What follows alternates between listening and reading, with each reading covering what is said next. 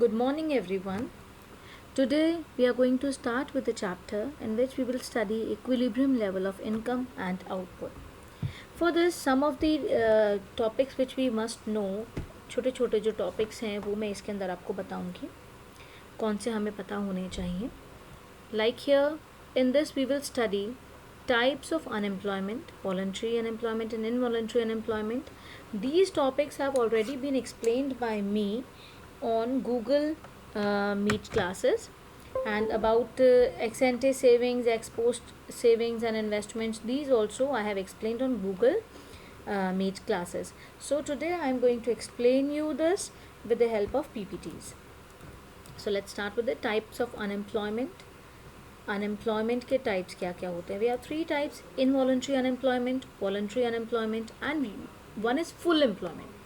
Full employment means you cannot say that full employment is 100% employment, because under full employment there can be two types of further unemployment: structural and frictional.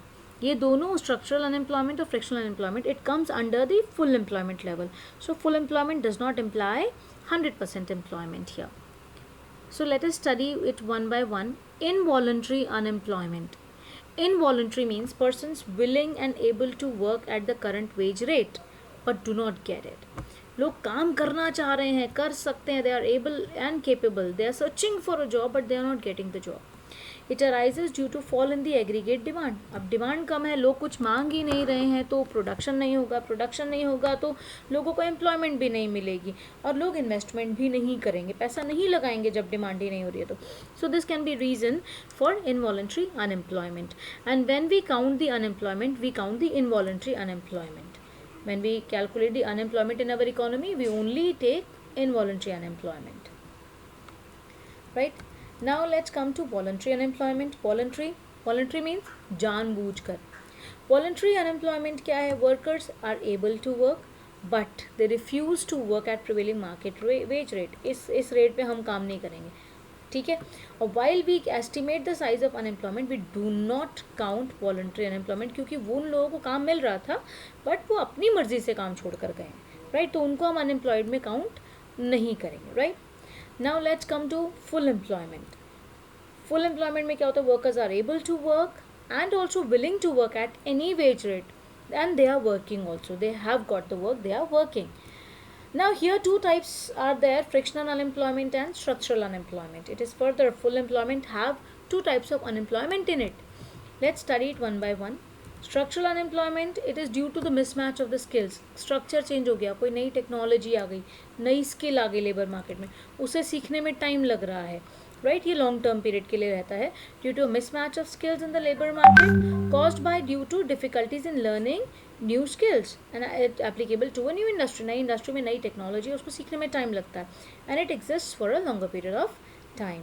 ये तो हो गया जब हमारी technology change हो रही है, techniques of working change हो रही है, नई टेक्नोलॉजी आ रही है, तो उसको सीखने में जो टाइम लग रहा है, उस टाइम पे जो काम नहीं हो रहा, at that point it is structural unemployment, right. Like a type writer replaced by computers, सीखने में टाइम लगता है, it is long time period. And what about frictional unemployment? It is workers voluntarily quit their previous job. एक बंदा एक job छोड़ के दूसरी जॉब में जा रहा है अपनी मर्जी से, एक जॉब उसने छोड़ी, दूसरी को ज्वाइन करना चाह रहा है, तो बीच में जो टाइम पीरियड उसका लग रहा है नई जॉब ज्वाइन करने के लिए, हो सकता है उसको अभी नई जॉब ना मिली हो ढूंढ रहा हो सकता है उसको नई जॉब मिल गई हो, उसके लिए अभी उसका कोई फॉर्मेलिटीज़ पेपर वर्क चल रहा हो पुरानी जॉब छोड़ने के लिए, वाइंड अप करने के लिए और नई जॉब को ज्वाइन करने के लिए. So it arises due to lack of information about the availability of the jobs. जिसको अवेलेबिलिटी का पता नहीं है, कहाँ पे जॉब्स अवेलेबल हैं, वो बंदा खाली हो गया. इमोबिलिटी ऑफ लेबर एक जगह से दूसरी जगह पे बहुत ईजिली नहीं ट्रांसफ़र हो सकती. Third, time required need in search of the job. कोई नई जॉब ढूंढने के लिए जो समय लग रहा है, टाइम पीरियड लग रहा है, वो. और क्या हो सकता है?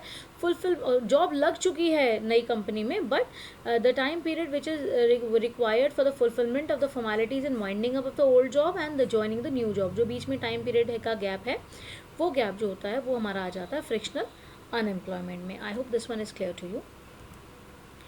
Now let's start with another topic, the concept of ex ante savings and investment, ex post savings and investment. Ex ante means planned. Ex post means actual. This also I have explained you in my Google Meet class. Ex ante क्या होता है? Planned. Planned means जो हम लोग desire कर रहे हैं कि हम इतना करेंगे, इस साल में हम इतना करेंगे. Intended, right? Plan means intended by all the households in the economy during the beginning of the period. Period शुरू होने से पहले जो बंदा सोचता है कि हम इस साल में इतनी सेविंग करेंगे, right. Savings are done by the households, investment is done by the producers और firms. So ex ante investment mean these are the planned और इंटेंडेड और डिजायर्ड भी बोल सकते हो. डिजायर्ड भी आप इसको कह सकते हैं. Desired by the firms in the economy in the beginning of the period. Starting में ही जो हम लोग डिज़ायर कर लेते हैं कि एक्स एंटी इन्वेस्टमेंट हम लोग को करनी है या प्लान्ड इन्वेस्टमेंट हम लोग को इतनी करनी है इस साल में. एंड व्हाट अबाउट, अच्छा इनका अभी इनको देखो, ex ante savings and ex ante investments are not always equal. Planned savings and planned investment, S और आई लिख दिया हमने उसको. ज़रूरी नहीं है कि वो हमेशा इक्वल हो. कई बार सेविंग ज़्यादा हो सकती है, कई बार इन्वेस्टमेंट ज़्यादा हो सकती है. अभी ये प्लानिंग है, एक्चुअल नहीं है, ठीक है. तो ये प्लानिंग है. So savers and investors are different groups. Savers हमारे हाउस होल्ड्स हो जाते हैं, इन्वेस्टर्स हमारे प्रोड्यूसर्स फर्म्स हो जाते हैं. तो अलग अलग ग्रुप्स हैं, अलग अलग हिसाब से सोचते हैं, तो दोनों के बीच में डिफरेंस आ जाता है. और इस डिफरेंस की वजह से क्या हो जाता है, हमारी इकोनॉमी के अंदर फ्लक्चुएशंस, कभी सेविंग ज़्यादा है तो कभी इन्वेस्टमेंट ज़्यादा है. इसकी वजह से हमारी इकोनॉमी के अंदर फ्लक्चुएशंस आते हैं, इन्फ्लेशन डिफ्लेशन की सिचुएशन रहती है, राइट. नाउ अब इनको हम ढंग से पढ़ते हैं. अगर हमारी प्लान्ड इन्वेस्टमेंट ज़्यादा है, planned investment means we can talk about the planned expenditure, जो हम लोगों ने खर्चा करना है. एग्रीगेट डिमांड ज़्यादा कम है, इधर हम कम की बात करते हैं, सेविंग ज़्यादा है. हाउस होल्ड ज़्यादा सेव करना चाह रहे हैं और फर्म्स जो हैं वो ज़्यादा इन्वेस्टमेंट करना चाह रहे हैं. Suppose entrepreneurs plan to invest 30,000 and household plan to save 35,000. Savers ज़्यादा सेव कर रहे हैं, तो दैट मीन्स हमारी इकोनॉमी के अंदर सेव तो हो रहा है 35,000, इन्वेस्टमेंट इकोनॉमी के अंदर लग रही है 30,000. इन्वेस्टमेंट का मतलब क्या, इकोनॉमी के अंदर पैसा आना, लोग डिमांड कर रहे हैं किसी भी चीज़ की, एग्रीगेट डिमांड, ठीक है. इम्पैक्ट क्या होगा हमारी इकोनॉमी के ऊपर. अब डिमांड जो है हमारी कम हो रही है और सेविंग ज़्यादा हो रही है, लोग सेव ज़्यादा कर रहे हैं, इकोनॉमी में पैसा कम जा रहा है, तो इन्वेस्टमेंट क्या होगी. Now you just understand, when demand is less, ठीक है, लोग सेव ज़्यादा कर रहे हैं. सेव ज़्यादा करने का मतलब पैसा तो हमारी इकोनॉमी से बाहर चला गया, लीकेज हो गया, लीकेज हो गया ना. इन्वेस्टमेंट का मतलब क्या है, इंजेक्शन. बाहर पैसा ज़्यादा निकल रहा है तो लोग इन्वेस्टमेंट नहीं करेंगे, इन्वेस्टमेंट कम हो जाएगी, प्रोडक्शन भी कम हो जाएगी, और जो पुराना स्टॉक है वो भी बचा रहेगा क्योंकि लोग उसे खरीद नहीं रहे हैं, क्योंकि लोग तो अपना पैसा सेविंग में कर रहे हैं, ठीक है. और एम्प्लॉयमेंट क्या होगा, obviously workers are lay off, खाली बैठे रहेंगे तो उनको निकाला जाएगा, एम्प्लॉयमेंट कम की जाएगी, लोगों को डिप्लॉय किया जाएगा. तो एग्रीगेट डिमांड क्या हो जाएगी इससे, जब लोगों के पास पैसा भी कम जाएगा, एम्प्लॉयमेंट कम हो जाएगी, आउटपुट कम हो जाएगा. ऑब्वियसली लोगों के पास जब इनकम भी कम हो जाएगी तो एग्रीगेट डिमांड अपने आप कम हो जाएगी, ठीक है. कंजम्पशन क्या हो जाएगा, कम हो जाएगा, लोगों के पास पैसा नहीं बचा, इनकम क्या हो जाएगी, कम हो जाएगी.